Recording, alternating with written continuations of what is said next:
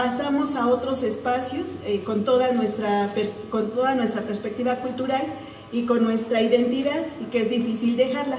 Pero en los espacios en los que nos encontramos también exclusión, encontramos discriminación, y que aunque se nos hable acerca de la inclusión de los pueblos indígenas, o que de repente tengamos hoy aparentemente muchas oportunidades, sigue habiendo muchos procesos de exclusión. Entonces este texto lo trabajamos ya hace unos 11 años más o menos, ¿no?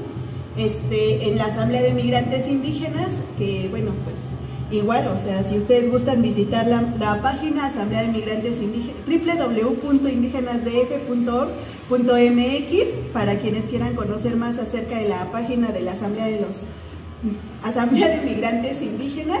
Y bueno, en esta asamblea, en este espacio, pudimos dialogar diferentes actividades, diferentes temas. Pudimos desarrollar algunos temas en concreto que nos dieron después para pensar, para dialogar, y para hoy tener este texto como parte de los textos que hemos presentado, ¿no? Como parte de los textos en los que hemos colaborado, pero que forman parte de una serie de acciones, ¿no? Que pretenden decir en esta ciudad que seguimos presentes los pueblos indígenas y que tenemos los mismos derechos, o que tenemos derechos, y que pretenden en cierto modo hacer válidos esos derechos y ejercitarlos. El maestro Santos y el doctor Miguel.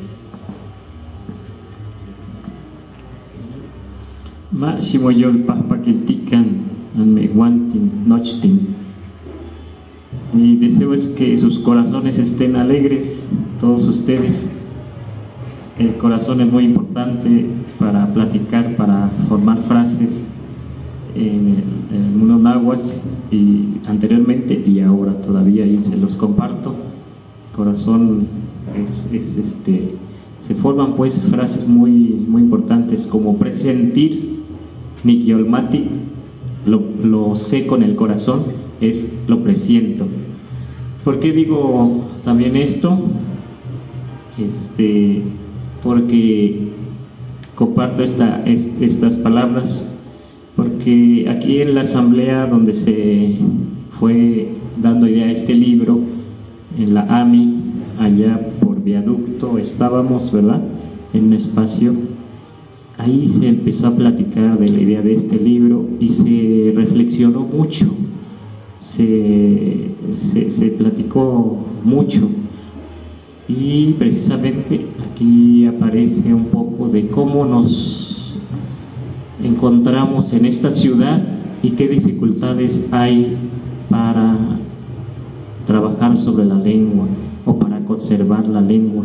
Como ya decía la compañera, en nuestros pueblos a veces no sentimos tanto la discriminación. Si mamá, papá, abuelos, abuelas, vecinos, todos hablan la misma lengua, no hay tanto problema con la lengua, con la cultura, incluso con la palabra indio. Yo lo vine a escuchar acá en la ciudad más como despectivo.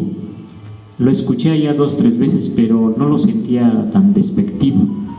Pero acá sí, ya en la ciudad. Y aquí entonces lo que para mí fue importante pues es encontrar en la asamblea no solo compañeros pues que hablaron una lengua indígena, también otros compañeros que reflexionaban, platicaban en español. Pero creo que los que hablamos una lengua indígena, ahí en la asamblea nos identificábamos más, ¿verdad? Y siempre es el problema, como si no hay, si la escuela, las escuelas, lo oficial, la primaria, secundaria y demás, todo es en español. Y si traemos una lengua indígena, los niños, los jóvenes, pues debemos aprender en una lengua nueva, hay dificultad. Pues esas dificultades para conservar la lengua, para encontrar los espacios, para practicar la lengua, enseñar la lengua, eso platicamos aquí en parte, las dificultades para encontrar un espacio y también cómo reunirnos, cómo fortalecernos. Para mí que sí nos fortaleció mucho, fortalecimos la identidad, amasamos la identidad ya aquí en la ciudad con los compañeros de la asamblea. Esto hablamos un poco aquí. Muchas gracias, maestro Santos, a Emily. Pues yo, pues muy agradecido para empezar, porque yo, fueron de los primeros o de los que llegaron tarde a esta asamblea, ¿no? Pero precisamente el libro que ven ahí, así se llama, y es el motivo que nos concentra hoy, que es sobre gobernabilidad de los pueblos, desde los pueblos indígenas en las ciudades, ¿no? Este trabajo, bien lo ha descrito el maestro Santo, pues es un trabajo de mucha reflexión que parte a partir de una preocupación cuando uno llega a la Ciudad de México, ¿no? Una ciudad tan enorme donde al momento de llegar nos sentimos en desventaja, ¿no? Porque no hay un sistema político, no hay un sistema educativo que nos pueda acoger y nos puedan apoyar, ¿no? Nos sentimos desplazados totalmente, ¿no? Y eso se crea la necesidad de hacer un trabajo en conjunto, en colectivo, con las distintas grupos o migrantes, ¿no? que llegaron. La migración más o menos empieza en 1940, ¿no? La migración fuerte hacia la Ciudad de México, ¿no? Y muchos, a partir de ahí, algunos grupos regresaron a sus comunidades, otros se establecieron aquí en la Ciudad de México por muchas situaciones, por muchas razones, ¿no? Porque aquí consiguieron un trabajo, porque aquí empezaron a hacer una familia o empezaron también a buscar una forma de vida, pero eso no implicaba que tenían que separarse de la cultura, de la familia y de la misma comunidad. Hablábamos de que había más responsabilidad al estar afuera, porque uno también lleva consigo la carga, la esperanza, ¿no? Cuando regresa al pueblo, la concepción que se tenía en ese tiempo, ¿no? Cuando todavía no había muchos medios de comunicación, cuando no había todavía transporte como tal, ¿no? Se tenía muchas veces que caminar a ciertas distancias para llegar a la ciudad, y uno regresaba después de cierto tiempo, 2, 3 años. Realmente era algo muy distinto, ¿no? Cuando regresaba uno de la comunidad, la misma comunidad lo veía uno con mucho respeto, ¿no? El hecho de salir, porque no todos podían salir, no sé, y si no me dejarán mentir, más o menos de los que somos de esta misma generación, digamos, de los años 70, 80, 90, yo me acuerdo bien cuando alguien regresaba del pueblo, era un orgullo para la familia, porque la mamá tenía reservado un guajolote o un puerquito para hacer mole, tamales, porque era un orgullo de tener a alguien que venía de la ciudad, porque realmente uno también sabía que al regresar tenía uno el compromiso de apoyar, de aportar, y no solo a la familia, sino a toda la comunidad en las fiestas. Y ese era el motivo tan fuerte, porque regresabas muchas veces, lo que te impulsaba era las fiestas tan fuertes, ¿no? Que unían todos esos lazos. Y bien, entonces, y eso, digamos, esa parte tan importante que no se perdía al momento de estar fuera, y era eso la preocupación, cómo nosotros, el estar fuera, el estar ya viviendo en una ciudad con mucha asimetría en la forma de pensar, en la forma de comunicar, teníamos que realmente sobrevivir desde el primer día, y sobrevivíamos porque pensábamos que nosotros teníamos que resistir de cierta forma a través de la colectividad, esa colectividad que se materializó en esta asamblea, ¿no? Que coordinó o que impulsó. Hoy ya no está con nosotros Pedro, ¿no? Pedro, aquí está Polo, ¿no? Que es su hermano. Yo conocí a Pedro, él era una persona de la Sierra Norte de Oaxaca, de la región Mije, con un pensamiento puro, un tipo que sabía, que tenía el conocimiento de la comunidad, de los pueblos, y que él quería de que eso no se perdiera y no importara donde uno estuviera, en el pueblo, en la ciudad, pero más en la ciudad, porque era ahí donde se podía desaparecer totalmente. Y esa era la preocupación de cualquier ser humano, creo yo, de que está comprometido y que sabe que la realidad que les afecta es algo que puede perecer en cualquier momento, ¿no? Y porque teníamos la parte más fuerte que le decía aquella vez, era la mirada que teníamos de los pueblos, pero esa mirada se componía de un elemento muy valioso, pero es el elemento que que no ha sido, digamos, valorado y que no ha sido totalmente aceptado también por las mismas autoridades, que es la lengua, ¿no? Entonces la lengua es un elemento muy fuerte, porque es ahí donde nosotros nos definimos como grupo, como comunidad. Le decíamos, nosotros somos mazatecos, chinantecos, náhuatl, todos los 68 pueblos que hay, tanto en el sur y en el norte y en el centro. Eso se compone de un elemento muy importante que tiene que ver con la lengua, ¿no? Entonces la lengua es la parte, digamos, donde se centra toda esta parte de la cosmovisión, de la armonía, de la reflexión y también de la discusión, porque no queríamos de que eso se desapareciera, no queríamos que eso se perdiera en ese espacio donde estábamos. Y era la forma entonces de cómo poder ser visibilizados en este espacio tan hermético, ¿no? Como la Ciudad de México, con las autoridades, con un sistema hegemónico, con una educación igual, ¿no? Que no está preparado, que no está diseñado para otras lenguas más que una sola lengua, ¿no? Y que es la que tenía que aprender. Y el hecho de aprender una lengua distinta, en ese momento tenía uno que dejar la lengua, ¿no? Porque era la forma de cómo podía uno ser aceptado.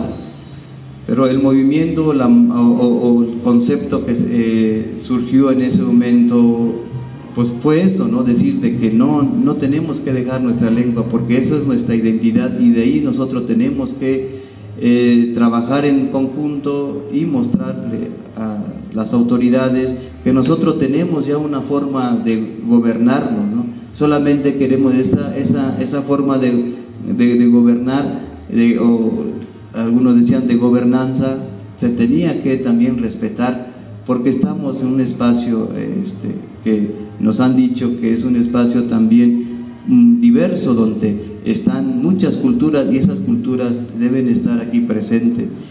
Y fue así, digamos, el pensamiento que motivó, calentó y se discutió por muchos años, ¿no? Y como resultado, pues es este libro, donde pues Maestro Santos es uno de los que escribe esta parte, ¿no? Tan importante, y la manera tan fuerte, ¿no? De el hecho de hablar una lengua, pueden que te respetaban, pero no te valoraban, porque veían como cualquier lengua, ¿no? Lo importante era lo otro, pero no tu cultura, no tu lengua. Entonces, esa forma de excluir en un espacio que te dicen que es un espacio inclusivo, pues es terrible, ¿no? Y creo que ahorita no sé qué tanto eso ha cambiado. Cada quien puede entenderlo, puede verlo desde cómo han vivido esas distintas etapas, ¿no? Y distintos también cambios políticos. ¿Qué tanto eso ha influenciado? ¿Qué eso también ha permitido que ahorita podemos hablar o tener un espacio, ¿no? Donde podemos hablar estos temas, y que todavía falta todavía bastante, ¿no? Para que esto realmente pueda también ser aterrizado en las políticas de gobierno, y también que se vean también en los espacios donde se requiere y se necesita trabajar. Hasta aquí dejo mi intervención. Muchas gracias.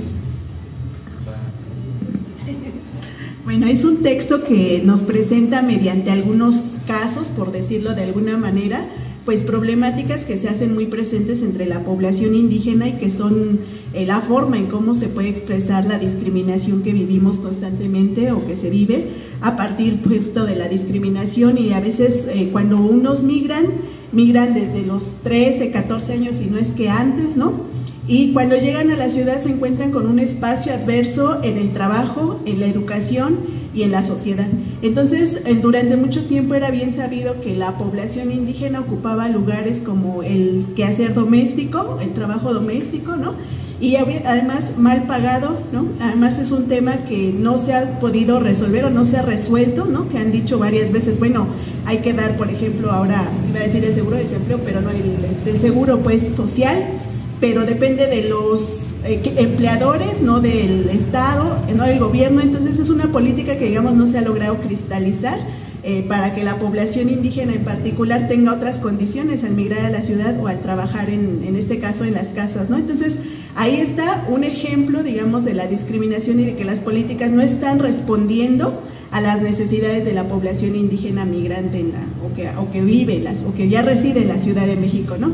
Está el tema, obviamente, es un análisis, digamos, el tema del maestro Santos o la reproducción de la lengua, ¿no? Que nosotros hace unos 8 días decíamos, bueno, ahora, por ejemplo, los pilares están ya promoviendo el uso de las lenguas indígenas como parte de sus actividades, pero es apenas nada, ¿no? Comparado con todos los años de invisibilidad que han tenido las lenguas indígenas en la Ciudad de México. Y es una ciudad que dicen que en ella hay 55 de las 68 lenguas indígenas. Entonces, pues es un tema olvidado a pesar de la presencia de la población indígena. También la Ciudad de México, a pesar de ser geográficamente pequeña, pues alberga un gran número de población indígena y mayor que los estados a veces de origen, ¿no? Pero entonces quiere decir que no hay una política otra vez, ¿no? En términos del uso de la lengua, ¿no? Porque a veces es más bien un proceso o un espacio de discriminación. Alguna vez trabajando en el Hospital Federico Gómez, pues veíamos que la lengua, ¿no?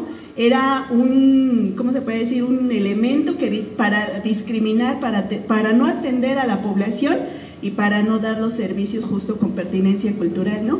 Y bueno, pues pudimos trabajar en ese hospital, pudimos hablar, ¿no? De que era necesario a veces el uso de intérpretes.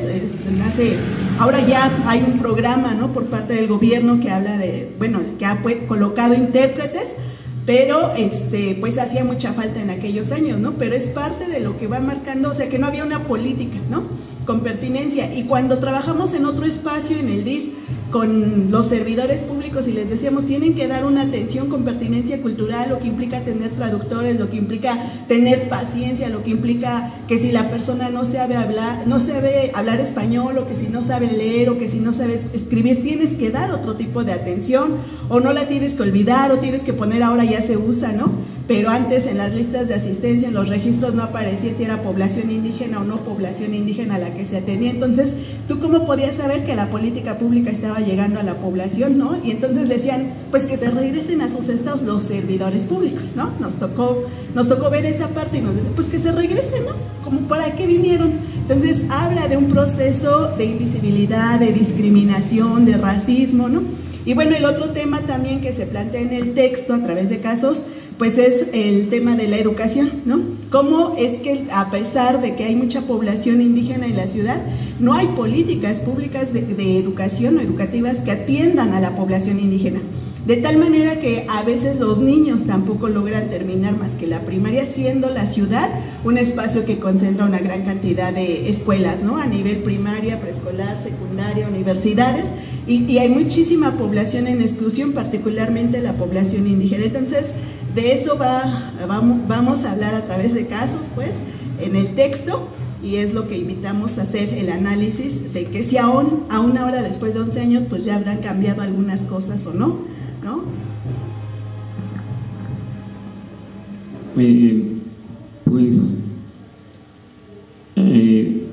No estamos muy lejos de esto de casos de la vida real. O sea, cosas fuertes, pues, porque aquí mismo en San Gregorio, incluso Anoto ya estaba por aquí trabajando en Xochimilco, escuchaba una compañera de aquí de San Gregorio en una escuelita donde trabajamos, daba clases de inglés, pero nací de aquí. Decía que había escuchado a unas personas, y sí lo anoté aquí de San Gregorio. No es justamente para echar tierra, sino para visibilizar esto que pasa con nosotros, ¿no? En estos lugares. Decía que escuchó unas mamás que decían, de aquí de San Gregorio, decían de una escuela, decían: vamos a sacar a nuestros hijos de esta escuela porque aquí vienen puros niños hueyapeños de Hueyapan y estos son muy burros, vamos a sacarlos de aquí a nuestros hijos. Lo que me pareció muy fuerte, a pesar de todo lo que yo he escuchado y vivido también, me pareció muy fuerte, porque este es un pueblo de origen náhuatl, de fuertes raíces náhuatl, pero pues también así es como se vive, así es la realidad. Y yo lo que reflexioné es que eso se puede repetir en cualquier otra parte de aquí, en Tláhuac, Milpalta. Y yo lo que reflexioné es que esos niños hueyapeños no es que fueran burros, lo que pasa es que muchos de esos niños vienen hablando la lengua náhuatl y de repente los ponen a estudiar la primaria en otra lengua, no responden igual. Incluso algunos profesores los toman como retrasados, como que están mal de la cabeza y los mandan al psicólogo y demás, porque son niños pues, más serios, no hablan mucho y demás. Y eso también nos pasa a los adultos, ¿eh? Conocí allá en Xochimilco un muchacho mazateco que vendía jugos y siempre lo vi serio, nada más sabía decir jugo y el precio, jugo, así estaba. Y luego algo pasó, murió, y les preguntaba a los compañeros mazatecos: ¿y qué pasó con fulanito? No, pues murió. ¿Y por qué no hablaba casi? Y entonces me dijeron: es que casi no hablaba español. Y entonces esos niños que son muy serios en las escuelas, no es que sean burros, tontos, o sea, no, sino que están aprendiendo con más dificultad todo, las matemáticas, el español y demás. Nuestro compañero Pedro, que no está aquí, seguramente donde esté estaría gustoso de escuchar y de reflexionar aquí otra vez y nuevamente después de tanto tiempo.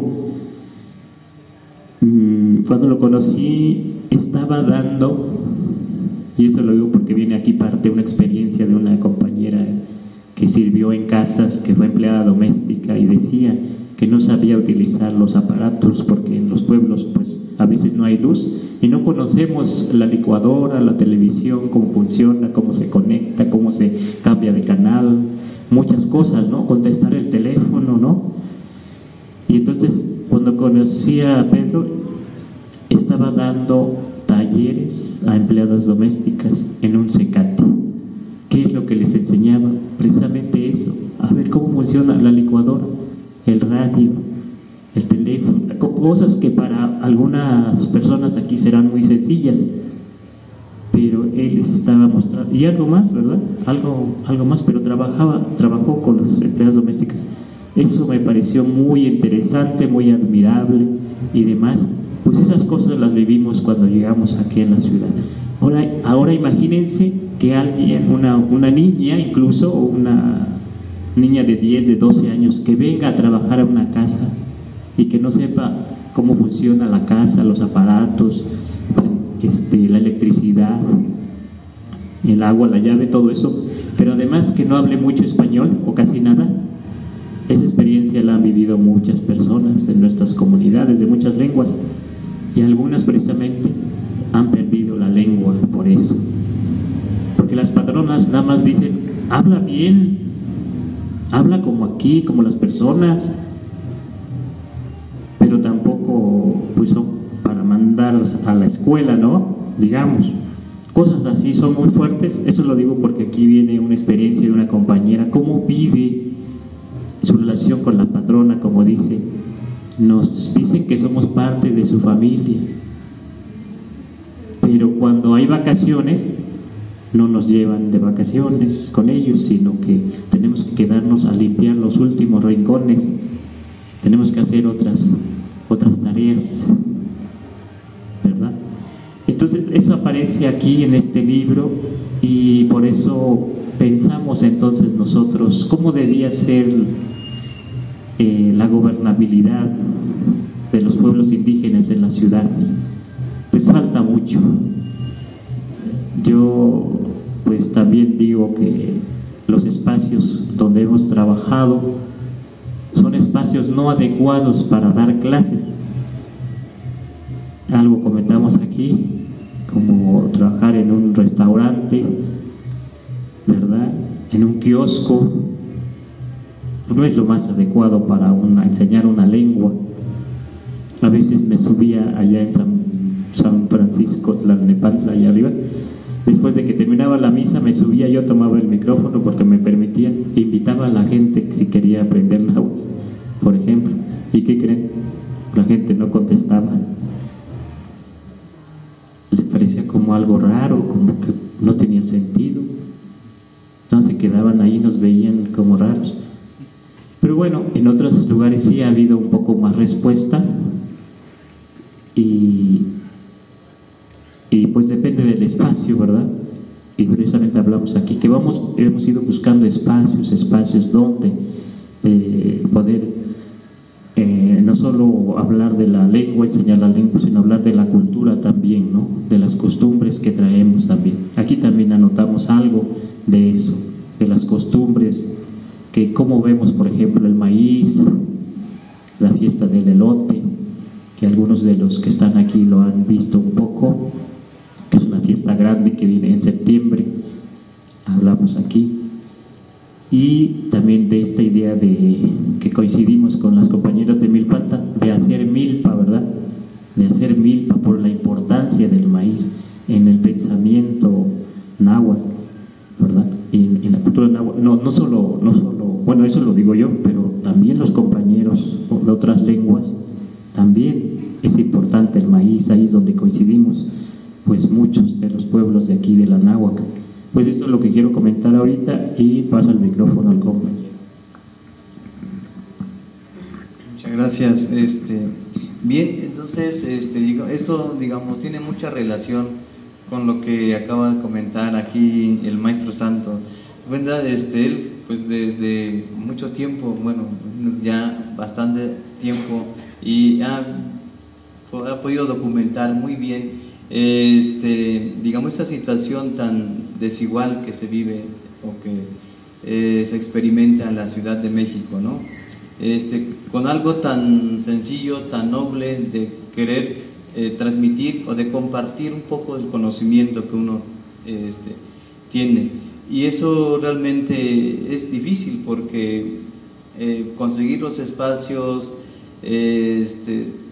pues no se puede, y si se consiguen los espacios, son espacios pues que no tienen todas las condiciones, ¿no? Para enseñar, para dar talleres, para trabajar parte de la lengua, de la cultura, porque eso es lo que nosotros nos pega bastante, ¿no? Tratamos de que esta parte que nosotros sabemos, conocemos, pues de que esto también se transmita, ¿no? fuera de casa. Y eso es terrible. Y le decía, entonces la Ciudad de México, o lo que actualmente es la Ciudad de México, pues es eso, es ese punto de desigualdad, ¿no? Entonces, ¿cómo nos diferencia, o cómo nosotros, o cómo nos miran a nosotros, ¿no? Le decía, es terrible porque todavía existe mucha discriminación, ¿no? Entonces uno dice, ¿y cómo saben o por qué me discriminan, o por qué me señalan? A lo mejor ahorita es un poco menos, ¿no? Porque ha habido ciertos cambios también, pero muchas veces la discriminación no viene por cómo te viste, no viene por lo que comes, por la comida, por todo lo demás. Al contrario, se aprecia y se toma esas partes, ¿no? Por ejemplo, la vestimenta, muchas personas que no son o no se consideran indígenas o no son de una comunidad indígena tienen vestimenta en ceremonias especiales, es decir, por ejemplo, cuando es 21 de febrero, ¿no?, en la Ciudad de México, eso es muy fuerte, el Día Internacional de las Lenguas Maternas, ¿no? Entonces, es el día donde la mayoría de los políticos se sienten demasiado identificados, ¿no?, por la vestimenta, ¿no? Entonces, las vestimentas, no importa el precio, pero ellos ese día en las ceremonias portan vestimenta de todas las culturas, pero muchas veces no saben de qué cultura qué es lo que significa, ¿no?, las formas, las grecas, los colores, no lo saben, pero sí lo portan, ¿no? Y eso lo que refleja es de que nosotros somos parte, nos sentimos y nosotros somos también y nos identificamos como una comunidad indígena, porque aprovechamos este espacio para decir de que somos un gobierno inclusivo y respetamos la diversidad, ¿no? Pero realmente es eso, ¿no? Como la manera de esa parte de la vestimenta es tan fuerte, o la misma comida, ¿no? Todo el mundo ha probado, por ejemplo, en la cultura chinanteca hay una comida muy tradicional que se llama caldo de piedra, ¿no? Ese caldo de piedra hace como 10 años nadie lo conocía, y ahorita, si ustedes ven o pueden buscarlo por otro medio, ahí no solamente lo van a encontrar en la comunidad de Uxila, en Oaxaca, sino también en muchos estados, pero ese platillo tradicional también se ha devaluado bastante por la manera como se ha tratado, ¿no?, en la gastronomía. Y muchas veces nos referimos caldo de piedra, pero hacemos un lado, ¿no?, la cultura que hay atrás de eso, ¿no? Nos ponemos la vestimenta, pero no nos interesa nada la lengua, la cultura que creó el pensamiento, o las mujeres, ¿no?, que crearon ese diseño. No nos interesa, nos vamos solamente con la parte folclórica, con la parte que tengo yo que resaltar porque es lo que tengo que hacer, porque soy un funcionario público, ¿no? Yo creo que ningún indígena, nadie ha podido, o yo creo que nadie va a poder señalar o indicar que eso esté mal. Al contrario, nos sentimos, creo que muy halagados, muy contentos por ver reflejado esa parte de nuestra cultura en otros escenarios, ¿no? El problema es esto, entonces, lo que plantea el libro. Si el gobierno sabe de que existen pueblos indígenas y que tiene estas formas tan variadas de expresarse en la vestimenta, en la comida y en la lengua, entonces, ¿por qué nos dice, por qué todavía ahorita no existe todavía esa forma de aceptación total, ¿no? Cualquier cosa y la parte más difícil que puede tratarse, o que puede realmente el gobierno a trabajarlo, no es la vestimenta, porque la vestimenta puede comprar las vestimentas que quiera, o en cualquier lugar que esté. El problema más fuerte, entonces, como dice el maestro Santos, ¿no?, es la misma lengua, porque hablar, le decía, lengua, pueblo, está todo inmerso en la lengua. ¿Por qué es tan difícil la lengua? Porque es tan difícil porque para hacer una política educativa basada en las 364 lenguas que se hablan en México, tendría que diseñar una política específica para el mixteco, una política educativa para el mazateco, para el mixteco, para el picateco, para el triqui, para el náhuatl. Entonces, eso no lo van a hacer, porque eso implica tiempo, recurso, preparación. Implica también de que ese diseño curricular tiene también que estar o lo tienen que elaborar las mismas personas que hablan con cierta metodología, con una cierta capacidad intelectual, todo porque es una lengua. Hablamos de una lengua, no hablamos de otra forma tan distinta o tan menospreciada, ¿no?, como se ha venido trabajando. Y esa parte es muy difícil, porque ¿qué gobierno quiere invertir por trabajar una sola lengua? Nosotros hemos existido aquí por miles de años, y apenas en este año, en este ciclo que estamos, el gobierno de la Ciudad de México anunció que se va a trabajar el náhuatl, como no en todas las escuelas, no creo que no llega 60 escuelas secundarias.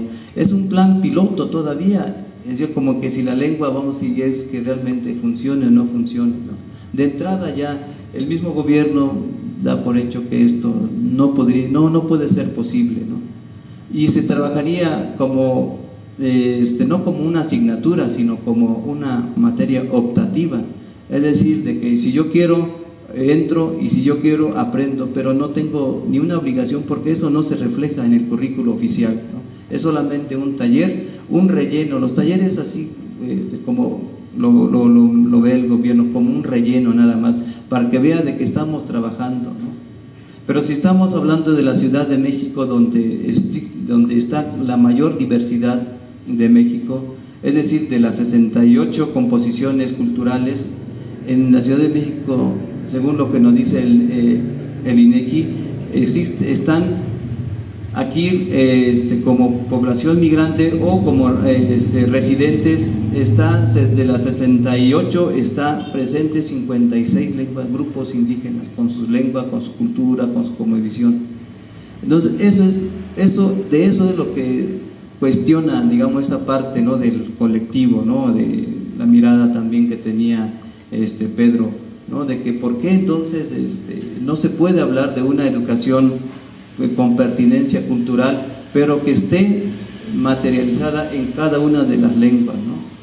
Porque le decía, eso es muy complicado, porque se tenía que hacer una gran inversión, y eso también, por eso en el mismo discurso dice que son elementos inmateriales, ¿no? Cuando dice, porque eso lo inmaterial es solamente está ahí, pero no lo vemos, ¿no? Lo que implica es hacer obras, hacer carreteras, porque eso es lo que nos va como gobierno a impactar más, ¿no? Porque tenemos que preparar otras preocupaciones más próximas, o es lo que nos lleva a preocuparnos. Entonces, por eso es tan complicado esta parte, ¿no?, de cómo en este momento se quiere trabajar una sola lengua, y por qué no se trabaja en los estados, y los estados donde se habla, por ejemplo, en Oaxaca, 15, 16 lenguas indígenas, ¿no?, como asentamiento histórico. Todavía en las comunidades no se trabaja ni una sola lengua como asignatura oficial. Nosotros venimos de una comunidad que es un municipio donde se habla chinanteco. En esa comunidad, en ese pueblo que todavía hay personas que hablan la lengua, en las escuelas no se enseña ninguna de esas materias, ¿no?, ni siquiera se toma en cuenta a las personas, porque eso implica invertir un programa de trabajo, capacitación, y se implica también pagarle a las personas, porque el gobierno solamente toma de lo que nosotros sabemos como tequio, pero solamente para que nosotros lo hagamos, pero sin ninguna remuneración. Y por eso es tan complicado esta parte, porque implica atentar, digamos, ¿no?, con el erario público. Pero eso no está diseñado, eso no está etiquetado desde hace mucho tiempo, y creo que, no sé si en los próximos años o en los próximos sexenios esto podría ser posible, pero sí, yo creo que esa parte es algo que, pues sí, entonces esta parte sí es como un reclamo, ¿no?, como una manera de exigirle al gobierno, ¿no?, de que esto sí es muy importante. Nosotros creemos en la gobernabilidad, pero la manera de cómo nosotros creemos en la gobernabilidad es de ser una relación muy estrecha, a que aquí le llaman armonización, ¿no? Esa parte de armonización, eso como si fuera algo muy poético, pero esa es la relación estrecha que hay de una institución gubernamental con una también institución desde los pueblos, es decir, la manera como se gobierna y la manera como se debe de tomar en cuenta en un contexto tan específico y tan claro como es la Ciudad de México. Bueno, continuamos, creo, ¿verdad? Bueno, pues es que la verdad, escuchando y pensando en lo que hace un rato les comentaba, los espacios donde hemos estado colaborando y cómo de repente ahí nos hemos encontrado la discriminación, y que ahora sí ya se usa en los formatos, ¿no? de registro el nombre, la edad y también si perteneces a algún pueblo, comunidad indígena, ya puedes poner yo soy nahua, ¿no? Pero todavía falta que te pongan ahora de qué lengua indígena eres, esa parte, ¿no? Pero además, yo me estaba acordando ahorita que escuchaba al maestro Miguel, al doctor, que en una mesa de trabajo con diferentes instituciones, se intentó hacer como ¿cómo se puede decir? Una evaluación, ¿no? De cuántos programas había en la Ciudad de México que pudieran atender específicamente a la población indígena, que pudieran estar destinados. Y la alcaldía de Xochimilco respondía, y eso es lo que a mí me daba, no sé, ya si coraje o risa, ¿no? Porque en esta lógica de las políticas públicas, que si responden o no responden, decían, bueno, pues todos nuestros programas, o sea, están destinados a la población indígena, ¿no? O sea, no está destinado uno en específico. ¿Por qué? Pues porque la población que habita en la alcaldía de Xochimilco, todos son indígenas, ya sea de pueblos originarios o vienen migrantes de alguna otra comunidad. Entonces, si yo doy agua o si yo doy luz, es para toda la población indígena. O sea, no se entiende que la pertinencia cultural pues tiene que ver también con otra forma de entender y de procesar tanto la información como de administrar los recursos. Entonces, otra vez volvemos ¿es real, no, la política pública con pertinencia cultural o todavía no, ¿no? Entonces, bueno, creo que dejaría más bien la pregunta, porque también surgen preguntas, ¿no? También. Sí, pues gracias.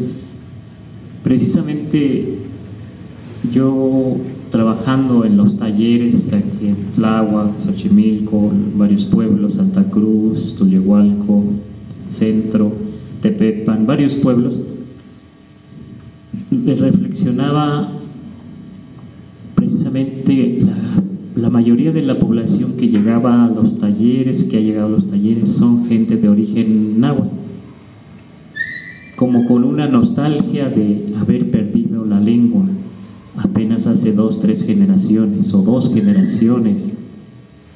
Y me pareció muy interesante algunas personas que decían, es que mi abuela, mi bisabuela hablaba náhuatl. Y entonces, ¿qué pasó ahí con el gobierno?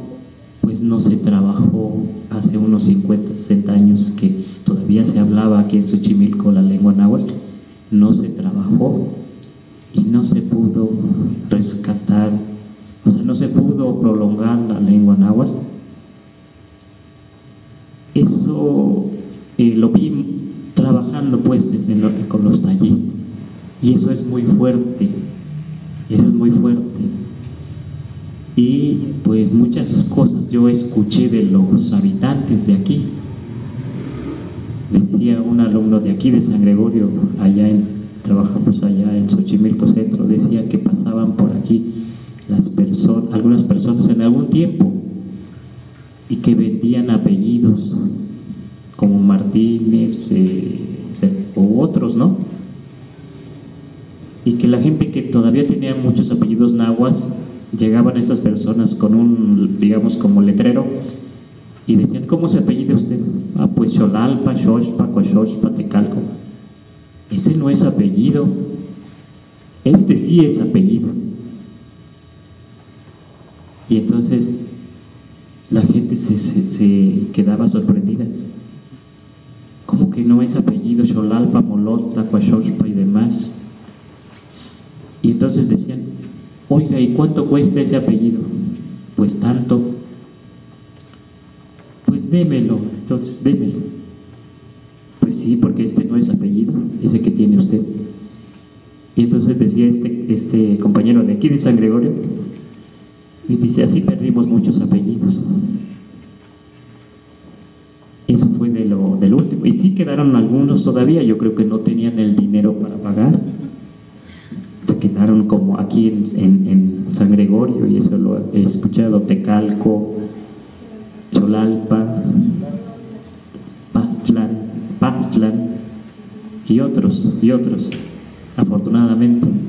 ¿Qué quiero decir con esto? Que o sea, hay una cosa muy fuerte, esto de que, o sea, no quiere decir que todo sea negativo. Precisamente algunos que se sabían de origen náhuatl por sus abuelos y por sus chinampas, por sus milpas en los cerros y demás, digamos, sí le entraban duro a la lengua náhuatl. Hay casos, ¿no?, en que ha habido recuperación, y no solo algunos estudiaron conmigo, sino algunos se han ido a estudiar a otros lugares, como la UNAM, como la ENA o así, o ahora pues también estudian en las redes, ¿no? Pero revertir esto es muy difícil, y yo más que nada hablo de eso aquí en este libro, que hay una necesidad de la población muy real ahora. La necesidad es, sí hay gente que quiere aprender náhuatl, sí hay gente que trabaja un documento en náhuatl. Ahorita lo estoy viviendo aquí en Xochimilco.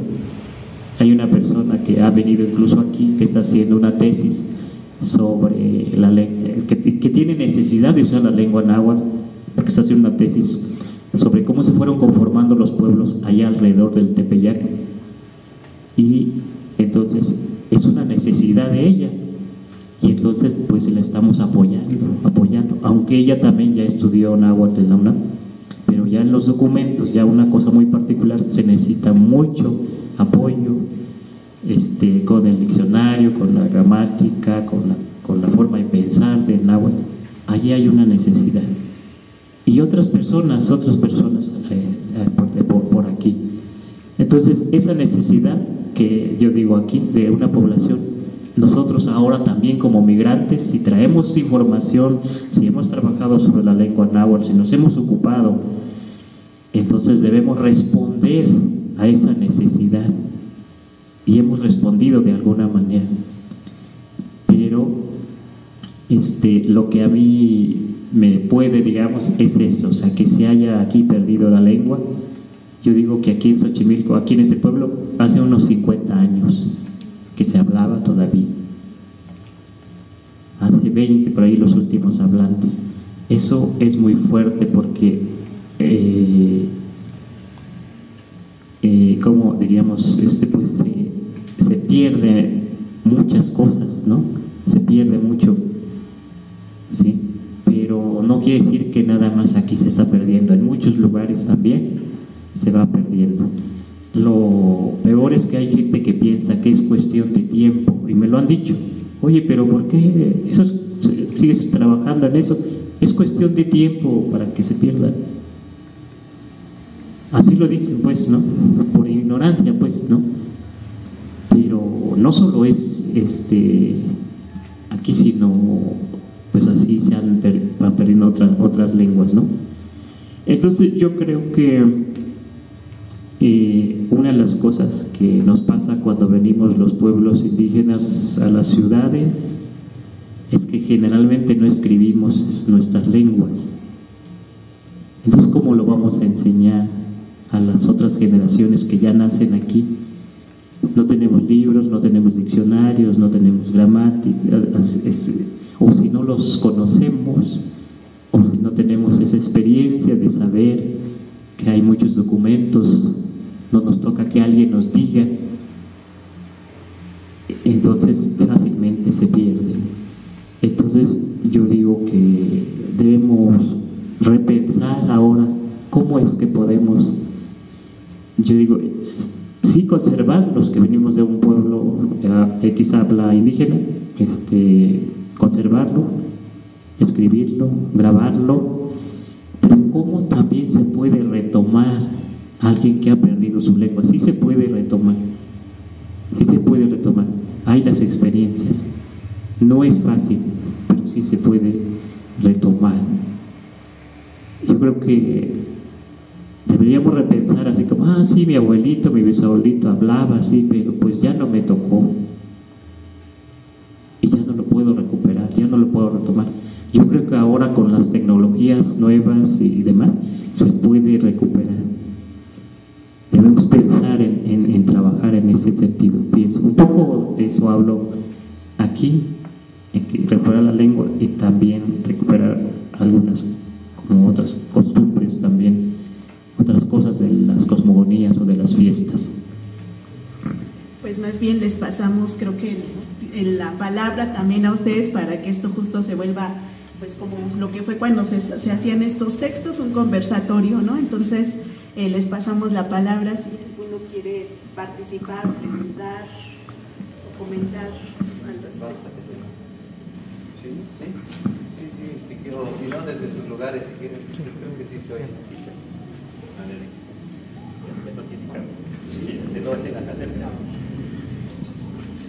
Muy buenas noches a todos. Pues bien, sí.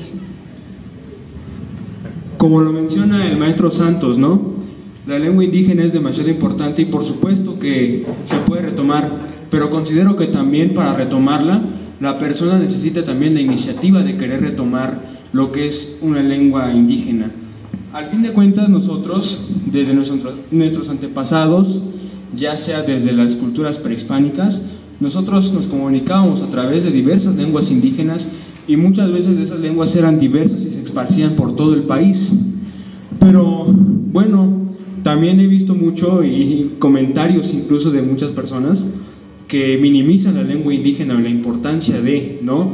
Diciendo, un claro ejemplo pongo, de que el inglés es más importante, o de qué te sirve hablar una lengua indígena si no sirve de nada, ¿no? Y eso yo creo que no es cierto. Al fin de cuentas, ese comentario yo considero que es más que otra cosa una ignorancia, por no ser capaces de conocer la riqueza cultural que tiene nuestro país, y también principalmente iniciando de eso pues son las lenguas indígenas. Los invito de verdad a cada uno de ustedes que si tienen ese interés, esa importancia de preservar las lenguas indígenas, que al igual que el español, al igual que el inglés, valen lo mismo y son todas iguales, pues los invito a que por favor aprendan una lengua indígena, o aprendan, porque es algo muy importante que tanto para nosotros como para las futuras generaciones que vienen, pues podamos seguir preservando. Y bueno, yo creo que eso es todo, y mis respetos para cada uno de ustedes y gracias por el labor que hacen por preservar lo que son las lenguas indígenas, algo muy importante que nos identifica como mexicanos y como país también. Gracias.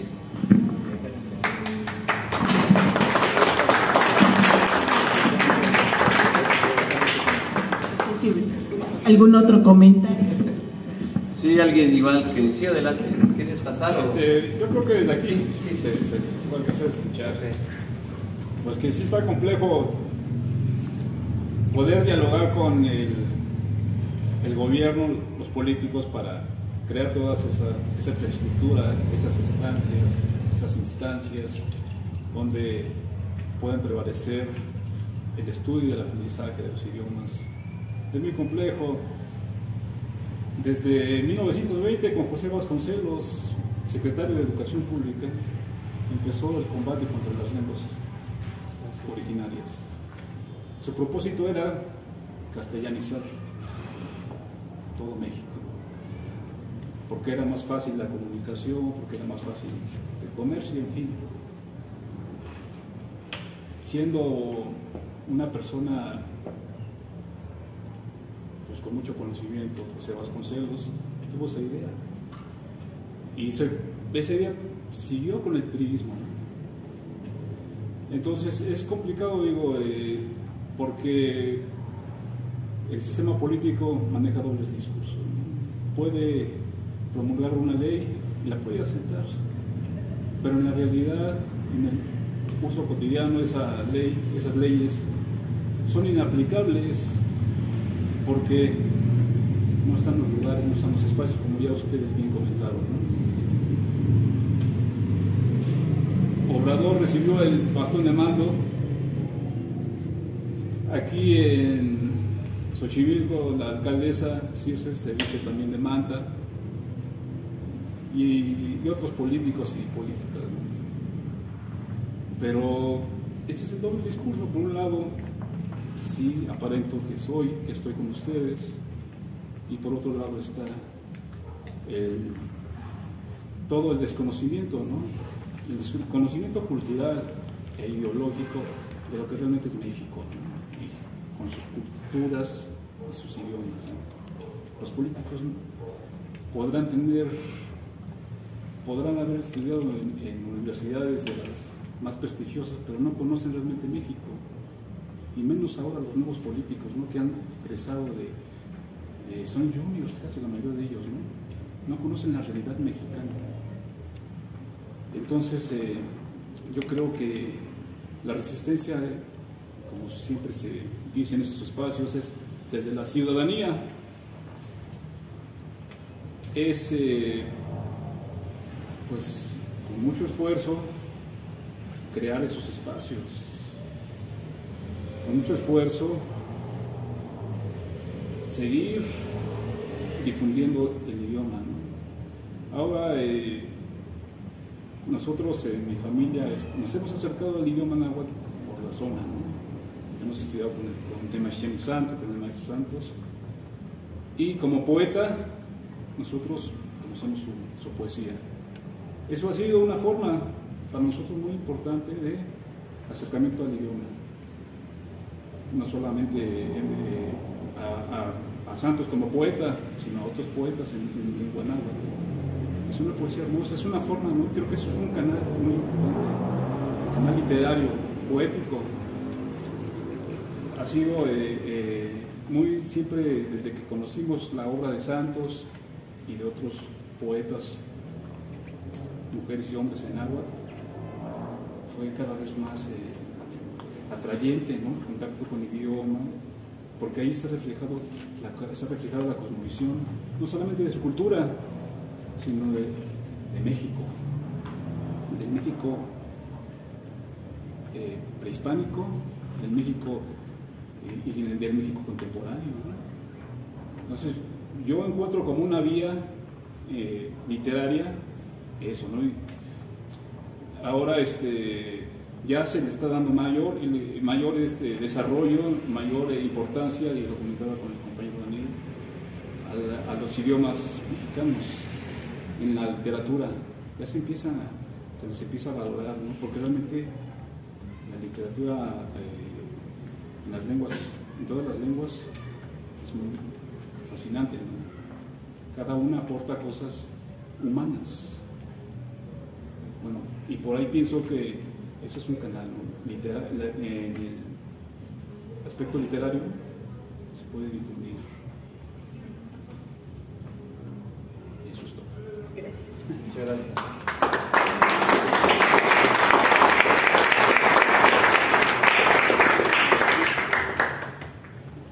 Sí, adelante, Jeffrey. Pues nada más agradecer porque estos espacios nuevamente nos dan una idea y una visión de lo que tenemos que hacer y seguir haciendo, que es justamente abrir espacios, o en donde sea donde estemos, si somos estudiantes, trabajadores o comerciantes, o el oficio o profesión que tengamos, pues nos toca seguir fortaleciendo estas acciones pues en favor de las lenguas indígenas. Gracias por compartir. Gracias.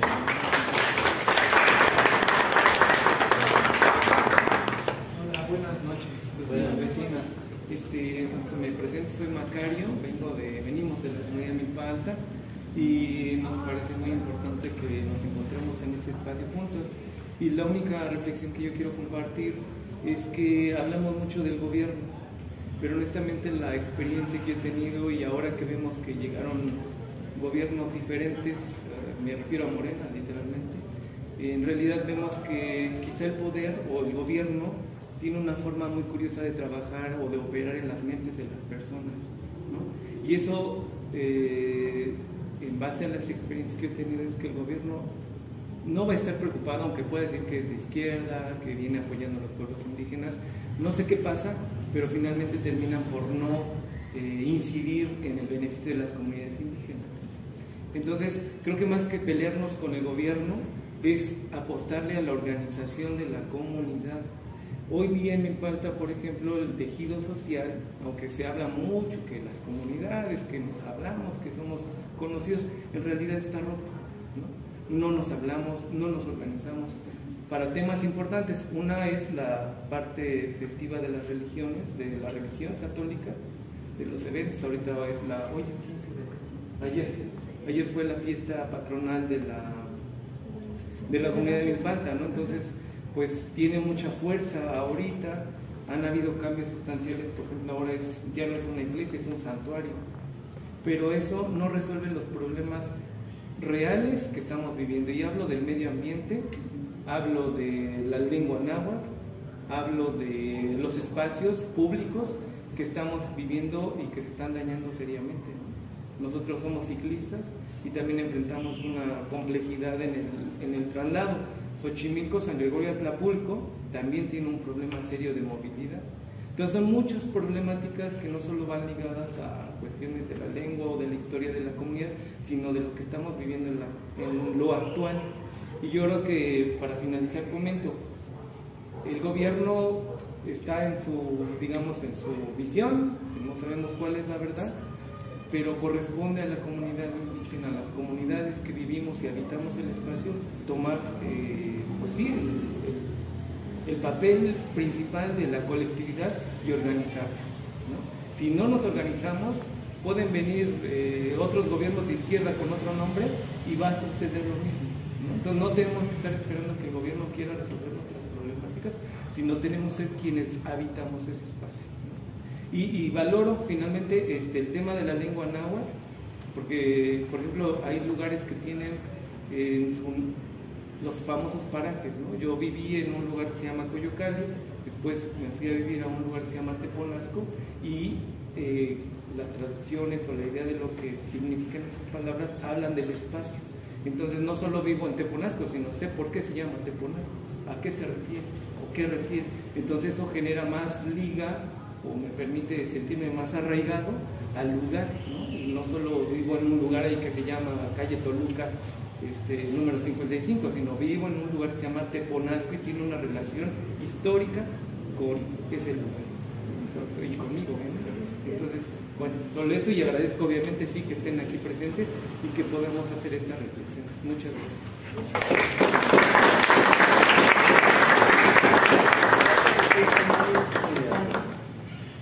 Comentarlo antes. Bueno, de mi parte, ahorita que se está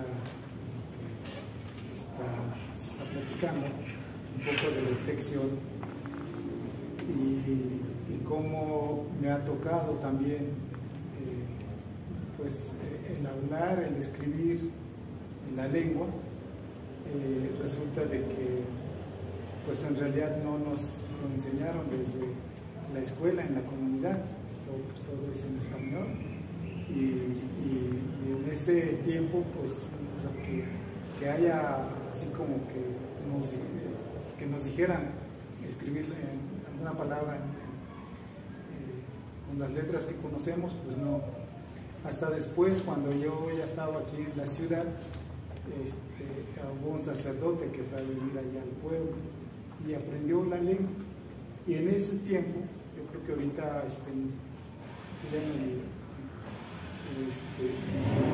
tiene como 90 años, pero él es el que estuvo pues de alguna forma un poco promoviendo de cómo se debe de escribir la lengua, y al igual como los señores también más o menos de su generación, quienes aprendieron en ese momento. Pero bueno, él nos enseñó un poco de cómo debemos escribir la lengua con otros compañeros y compañeras que radicamos aquí en la ciudad. Eso ya tiene años, estamos hablando como del 93 más o menos.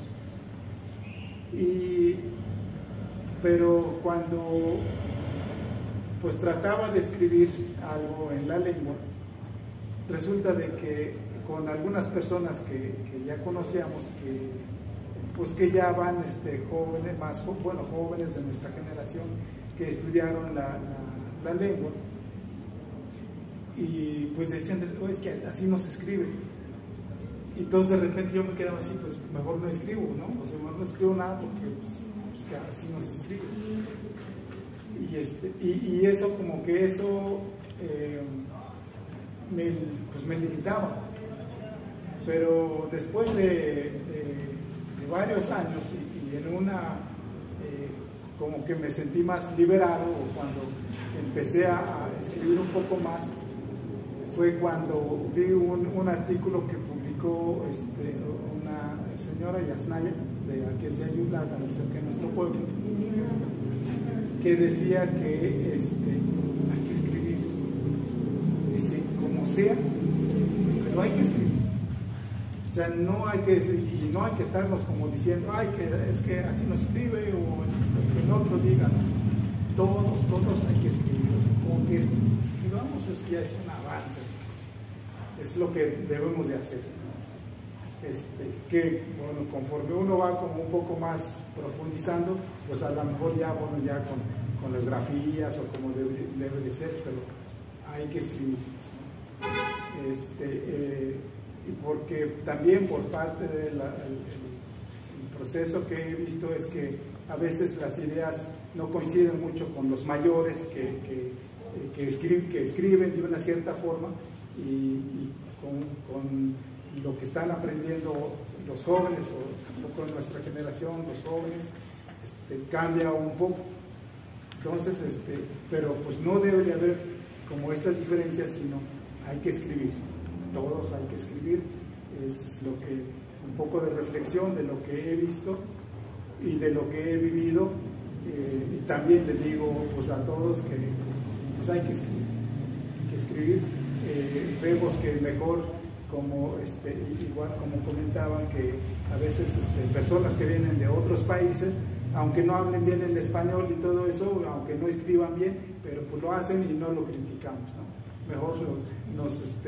Mejor aquí entre los mexicanos nos criticamos, cuando no debería de ser, ¿no? Al igual como pues todo lo que vayamos aprendiendo como el español y la lengua. Eso por una parte. Y también igual lo que dice el compañero, pues es necesario, es parte del trabajo, del resultado de lo que se hace en la publicación, que pues hay que organizarse y hay que seguir trabajando. Eso creo que es parte de lo que nos toca a todos como sociedad. Pero también lo que decía Pedro González es que pues también hay que mostrarlo, hay que hablarlo, hay que decirlo, igual como el compañero de su participación, pues que aunque lo que se comentaba, aunque ya están enseñando el náhuatl en la secundaria, ¿no? Uno podría decir, no, pues ya es un avance, ¿no? Pero no, o sea, falta mucho y hay que seguir exigiendo. Hay que seguir trabajando por lo que desea el doctor Miguel. Bueno, pues lo integra así como un taller, ¿no? O sea, como algo allí adicional, ¿no? Cuando debería de ser ya pues como una materia más, ¿no? O en la primaria, así como el español debería de haber una lengua de materia en las comunidades y en los espacios donde para los que quieren aprender o para los que hablan la lengua. Y entonces pues hay mucha tarea y mucho trabajo y que pues tenemos, yo creo que los que estamos aquí también tenemos mucha tarea en los diferentes espacios en donde estemos, pues hay que seguir impulsando, hay que seguir conversando, pues, creo que es también de esa forma también favorecemos nuestro pensamiento como pueblos indígenas aún estando en la ciudad.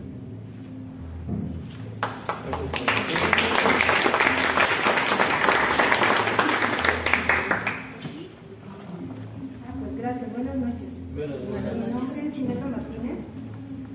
Yo quiero comentar un poquito acerca de esto que han comentado los compañeros, acerca de la literatura.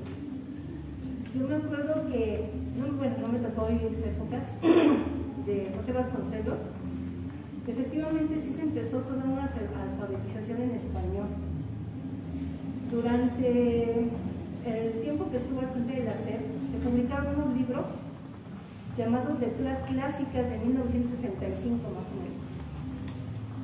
Sí viene El Patito Feo, La Bella Durmiente, El Niño Cid, o sea, literatura universal, porque efectivamente se trataba de acabar con la falta de conocimiento, ¿no? Y acerca de la literatura universal.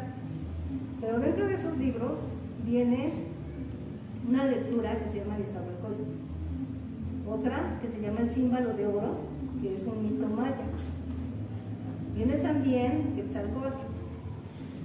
Entonces, ¿por qué yo retomo esto? Porque si bien es cierto que en la actualidad no podemos escaparnos a la literatura universal, porque somos pequeños, creo que a la par, y sin dejar de lado, debería de estar nuestra propia mitología, nuestra propia historia. Porque yo he visto aquí chiquitos que les pregunto, ¿conoces el mito de Quetzalcóatl? No, no lo conozco. Empezamos a contar. O les pregunto, ¿conoces el mito del nacimiento del sol? No, tampoco. Ese tampoco lo conocía. Entonces yo me pregunto, ¿qué está pasando? Sí, les digo, vamos a hablar de Sinbad el Marino, vamos a hablar de otra literatura, pero vamos a conocer nuestra propia historia, ¿no? Y creo que hay mucho que ya se está escribiendo afortunadamente, poetas como Briseida Cuevasco, como Enrique Cardinés, como Miquea Sánchez, como Irma Pineda o Natalia Toledo, ¿no? Entre muchas otras. Entonces, no creo que no se esté escribiendo, sino que quienes las leemos debemos de difundir y acercar ese conocimiento a los demás, a los que no sabemos, a los que no tenemos conciencia de que un idioma indígena es eso, un idioma en un dialecto, y de que los idiomas, igual que el español, son muy complejos para estructurarse, que no son cualquier cosita, ¿no? Que no son más chiquitos ni más insignificantes. Y finalmente creo que sí hay que difundir también esa parte, ¿no? A veces creo que vienen más los japonesitos y los extranjeros y nos platican el mito del nacimiento del sol en Teotihuacán, y los mexicanos decíamos, no, es que no lo conozco. Yo creo que sí nos hace falta mucha educación y mucha cultura. También creo que con doña Luz Jiménez, bueno, ella muestra en sus escritos, en sus cuentos, en su relato, cómo es que llega la alfabetización del español. Cuando los maestros de que llegan de la ciudad le dicen, es que tú tienes que hablar y vestir como la gente de ciudad, como la gente, ¿no? Como la gente de razón. Si no hablas español no eres de razón. Entonces creo que muchas cosas así sumadas, pues a uno le dicen, no ya no hay que hablar náhuatl, hay que hablar como la gente de razón.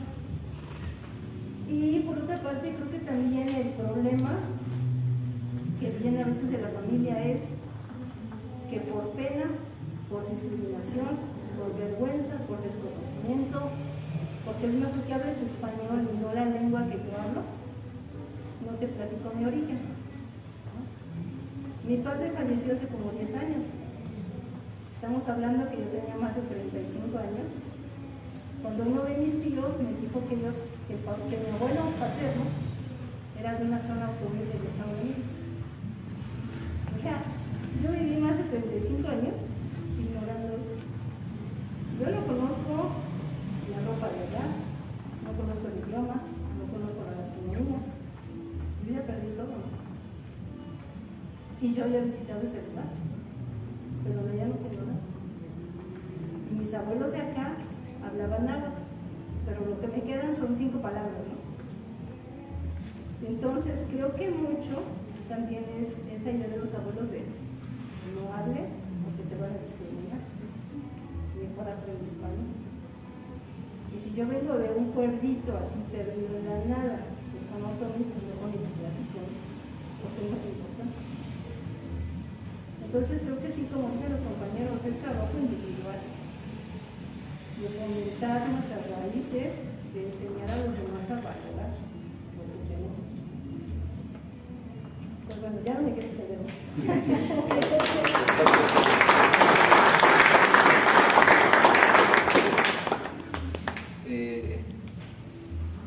Wally Yowali, nos toca Roberto Salazar.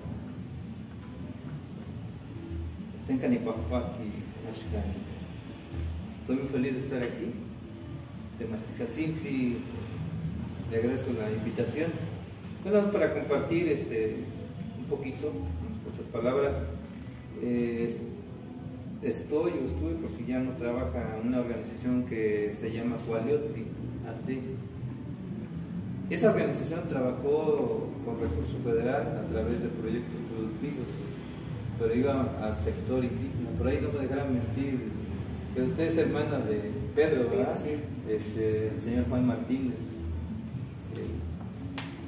Allá está, allá arriba, allá, donde se vive para siempre. Entonces trabajábamos y sí, lo que nos conlleva a estar de manera organizada y llegar a las autoridades municipales, en este caso, allá en Xico. Y sí, porque sí voltean a ver a una organización y dentro de esta organización los miembros que somos. Entonces esa es una lucha que se ha tenido desde muchos años. Y a su vez también cuando el presidente necesita el apoyo, ya llega, ahora sí llega, o sea, no da, como decimos por ahí, no da paso sin guarache, ¿no? O sea, necesita el apoyo también de nosotros como organización. Es un trabajo que no debemos de quitar el dedo del renglón ante las autoridades, pero de manera organizada. Yo creo que ese es el paso que tenemos que seguir, los pueblos originarios, los pueblos indígenas, los que estamos en el camino del estudio de las diferentes lenguas, y ojalá se den más oportunidades a través del gobierno, que todo viene del gobierno federal, todos volteamos hacia el gobierno federal. Nosotros en municipios tocamos puertas. Cuando nosotros, como estoy en un grupo de danza, para realizar ensayos en la explanada, en el espacio público, ponen las trabas, pero empezamos a decirles, pero es un espacio público, no digan por qué y lo digan si quieren, y al final salimos contentos porque sí nos permiten. Es eso el espacio público, pero pues es una lucha. Yo creo que esa es la lucha que tenemos y viviendo hoy en día.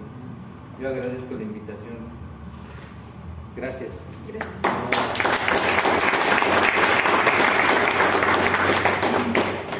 Bueno, antes que nada yo quiero agradecerles, que estén aquí y todo este esfuerzo que están realizando y toda esa preparación, porque si vieran que es muy importante.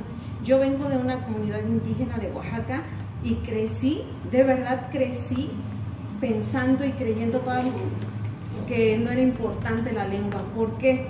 Porque recuerdo cuando yo estaba en segundo año de primaria, la maestra que llegó al pueblo nos dijo, si los oigo hablar ahora sí que como decían acá, ¿no?, en dialecto, los voy a multar. Y nos cobraba $1 en aquella época, o sea, por nada más por una palabra que dijéramos, $1 nos cobraba. Y desgraciadamente yo crecí, actualmente tengo 45 años, pero crecí creyendo que no era importante, que vaya, o sea, lo hablas y así como que no. Y todos mis hermanos por lo mismo, hasta que mi esposo, el doctor Miguel, me dice, no, es muy importante, háblalo y esto, y vas conociendo toda esa riqueza que tiene nuestra lengua. Y entonces ahí es donde te das cuenta y dices, qué equivocada estaba. Sin embargo, ves que realmente todo eso, tú hablas tu lengua y como que mucha gente que dice, qué padre, pero la mayoría así como que, pues, y otros hasta se ofenden porque dicen, híjole, ¿qué me está diciendo? ¿O acaso está hablando mal de mí? Y esa parte de verdad es a la vez es muy triste porque dices, pues no, entonces no.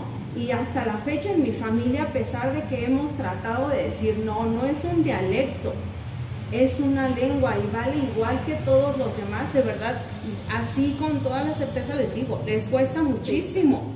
Entonces toda esa parte, erradicarlo desde tu raíz, de verdad cuesta. Ahorita hablaban de raíz también, de gente de razón, y se me vino a la mente, decía yo, mis papás, cuando ellos dicen, no, es gente de razón. ¿Pero por qué? Porque siempre creyeron pensando porque, híjole, hablan español y son como lo máximo. Y no, o sea, ya cuando estás en esto dices, no es cierto. No es cierto, porque de veras que uno dice, es que no voy a hablar mi lengua. No, háblalo porque eres bilingüe. O sea, ya ni esos que hablan español nada más están con su español, ¿no?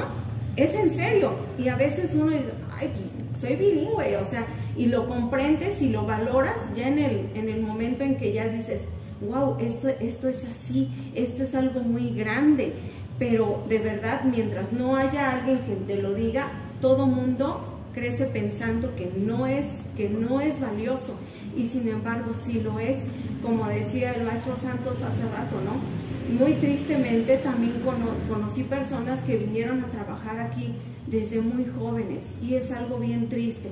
¿Por qué? Porque realmente, como dijeran, te ven y te tratan así, ¿no? Y uno del pueblo, de verdad se los digo porque, bueno, uno que viene del pueblo traes la mentalidad y dice, sí, o sea, la gente de nuestro pueblo ve a unos y dicen, ven a un trajeado, no, pues qué preparado está. Y ahorita cuando ya lo ve uno, y conozco a varios lingüistas gracias a mi esposo, dices, wow, los lingüistas así a veces con su guarachito, pero qué conocimiento, qué capacidad intelectual y qué sencillez tienen. Y a veces el trajeado, de verdad, a veces medio se le entiende. Entonces a veces nosotros somos los que no nos damos ese valor, y ya lo damos porque ya lo vivimos, pero de verdad se agradece esto porque es donde dices, vaya, qué riqueza tan grande. Y eso es lo que pasa, ¿no? Cuánto trabajo hay por hacer desde nuestra casa, desde nuestra comunidad, y decir, no, o sea, somos valiosos, somos bilingües o trilingües o lo que, vaya, es algo muy valioso. Y decíamos, bueno, precisamente le comentaba yo a mi esposo y le decía, ¿sabes qué? Ahora que fuimos a la villa, también ya están trabajando esta parte de la lengua. Me dio tanto gusto porque un mixteco, un mazateco, una persona pasó y dijo, yo soy de Oaxaca, dijo, ¿de qué parte? Hablo esta lengua, vamos a trabajar ya esto, las lecturas, lo pasó a leer en la lengua, qué hermoso, qué belleza. Y dices, qué bueno que se está empezando a trabajar esto. Decía el sacerdote, nos vamos a reunir tal día y vamos a empezar a trabajar esto. E inclusive en nuestra comunidad allá en Oaxaca, los sacerdotes también están tratando de rescatar esa parte de la lengua y tratando de rescatar también esa parte de la vestimenta, porque hasta eso también allá era una parte que se estaba perdiendo. Entonces, pues a lo que yo quiero invitarlos ahora es que sigan con esto. De verdad es muy valioso y es muy necesario que nosotros otra vez volvamos a eso, a decir, sí somos muy valiosos. Y no importa que nos oiga quien sea, nuestra lengua es tan valiosa y qué bonito se oye.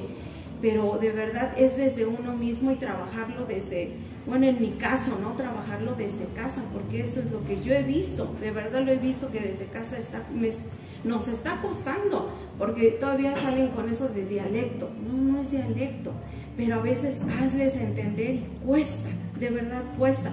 Pero pues mucho ánimo, sigan en esto, porque de verdad sí es muy bonito y de verdad sí sé que cuesta también, pero y a veces ustedes, me ha tocado ver que ustedes mismos tienen que invertir, pero no importa porque es algo muy importante. Y si lo poco que puedan rescatar, háganlo, porque en serio vale la pena. Muchas gracias.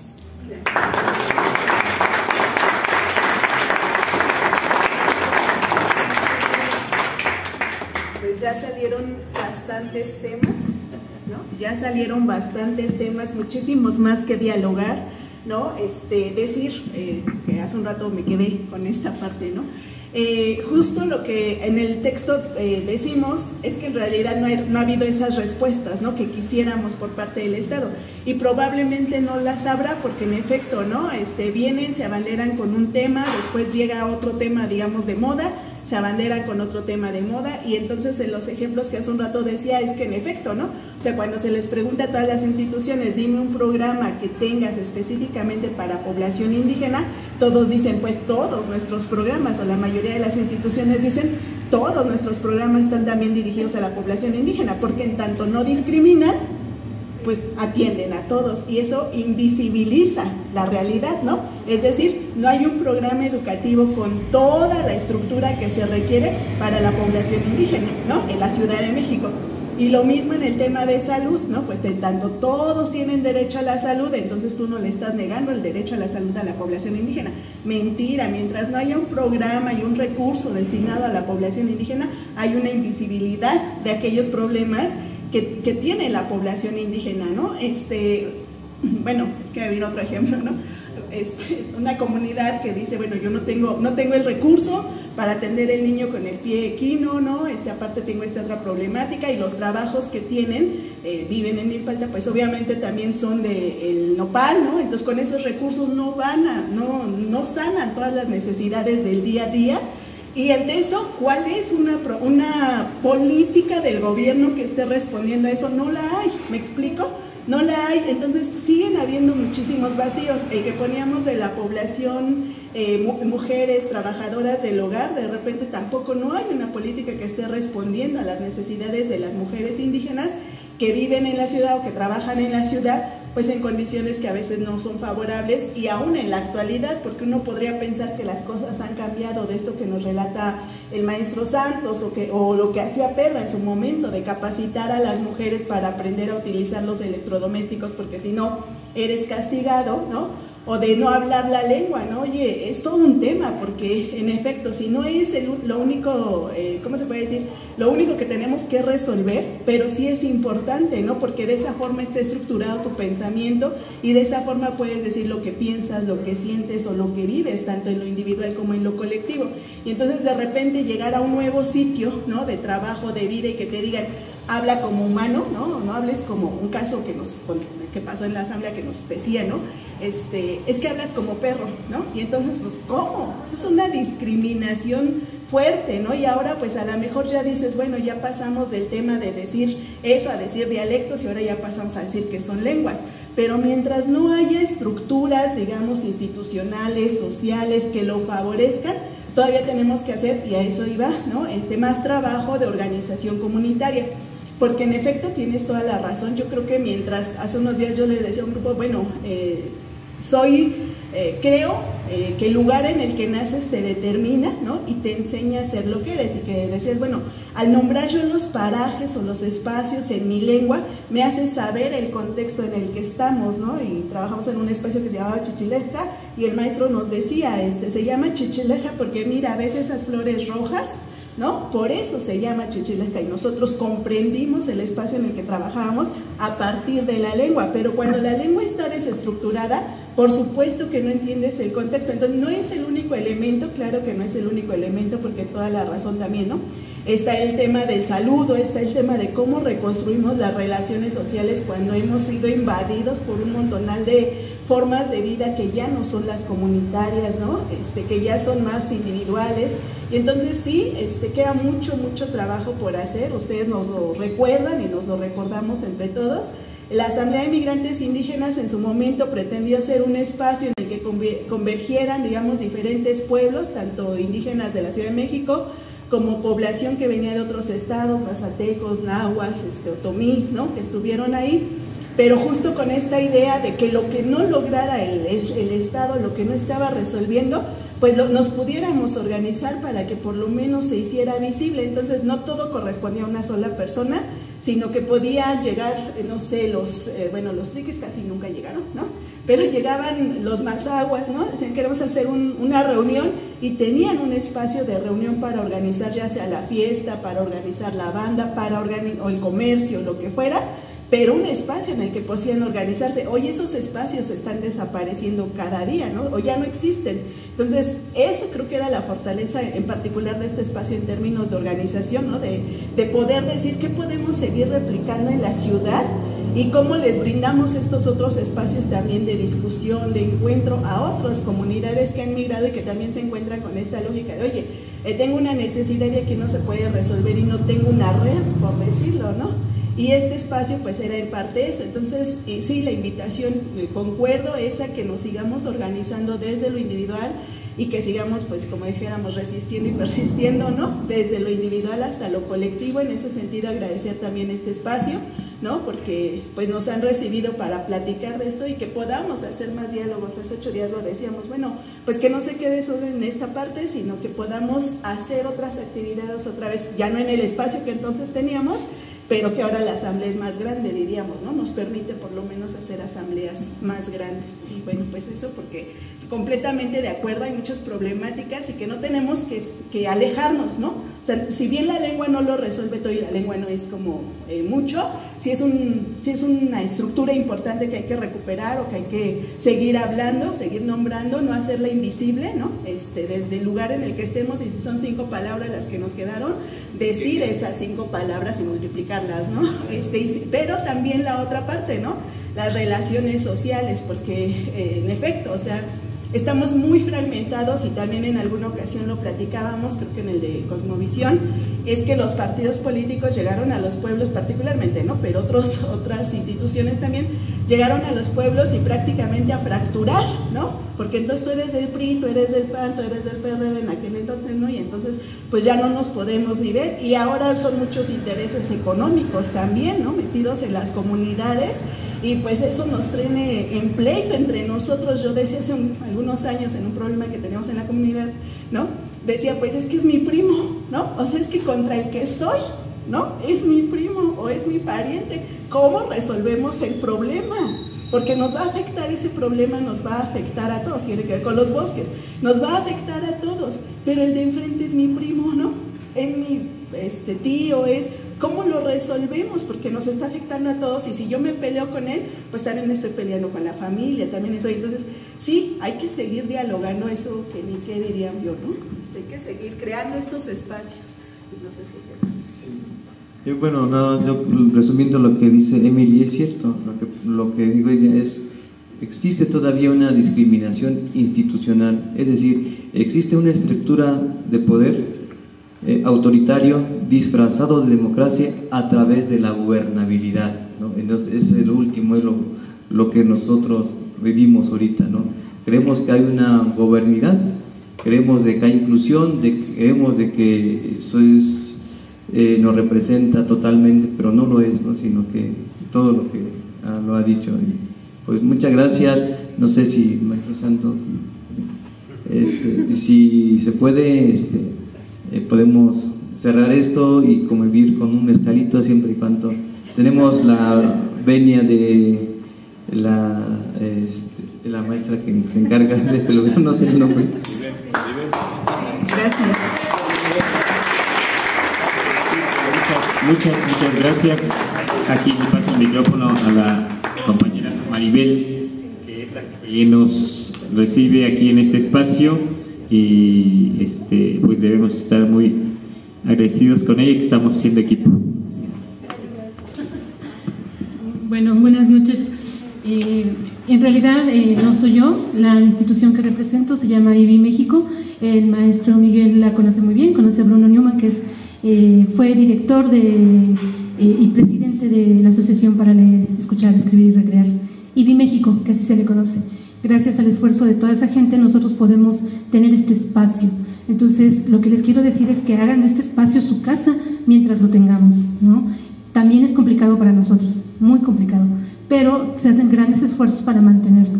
Entonces, si hay que hacer un curso, si hay que reunirse para organizar una fiesta tradicional, usen el espacio. Solamente llámenme por teléfono, manden un correo y hagan del espacio su espacio también, por favor, ¿no? Yo sí los invitaría a que regresaran la próxima semana o dentro de 8 días, pues aunque sea para seguir dialogando, porque justo como lo decía Macario, le dejamos mucho al gobierno. Yo creo que ya tiene mucha chamba. Entonces, la pregunta es, ¿qué parte estamos haciendo nosotros? Porque no solamente somos objetos de derecho, también somos objeto de obligaciones. Entonces, desde ahí, ¿cuál es la parte que nos toca a nosotros realizar? ¿No? Entonces, tomemos este espacio y organicémonos, ¿no? Ya sea con la comunidad vecina y hermana de Milpalta, la gente de aquí de San Gregorio, que yo la verdad es que gracias al maestro Santos he podido recuperar algunas palabras de mi comunidad. Yo ya no hablo en náhuatl, ¿no? Y he hecho un trabajo de búsqueda, y que la verdad es que el maestro Santos ha podido asesorar y estar aquí. Él mismo hizo un trabajo con la comunidad, con el maestro Francisco Javier, ¿se acuerdan? Que ya nos dejó hace unos días, y nombraron los parajes de la comunidad. Fue un viaje maravilloso porque vinieron algunos otros maestros de la comunidad y juntos colaboraron para renombrar esos parajes, que es una tarea que nos queda pendiente, ¿verdad, maestro? Hay que poner los nombres en los diferentes parajes, porque ya tenemos un mapa ahí que nos trajo el maestro Juanito, ¿verdad? De una impresión, los marcamos, pero ya no pasamos a la parte de cristalizarlo. Entonces, esto que decía Macario de conocer el paraje, de verdad es que a mí me hizo mucho sentido, me arraigó profundamente en mi pueblo, porque San Gregorio es mi pueblo, y conocer este significado de Atlapulco, que como dice el maestro Santos, a lo mejor él no es de la comunidad, pero nos ayuda a recuperar memoria y eso es maravilloso. Quería decir Atlapoolco, que es el lugar entre las muchas cañadas donde viven los cacomixtles blancos, y es wow, es otro panorama, pero ya lo platicaremos. Dice el maestro Santos, ¿no les gusta la traducción? Vengan para que peleemos. Y les recordamos la página de la Asamblea de Migrantes Indígenas, www.indigenasdf.org.mx, y ahí, bueno, pues ya no tenemos el espacio en físico, pero sí el espacio virtual, que es lo que nos permite. Tenemos el libro a la venta, Gobernabilidades de los Pueblos Indígenas en las Ciudades, y en realidad es solo una recuperación del costo. Gracias.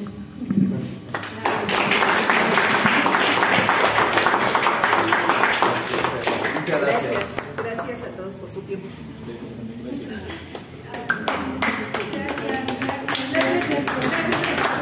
Muchas gracias por estar. Así es que bueno, vamos a sacar la botella. Sí, vamos por unos cafés, los tés. No es broma, pero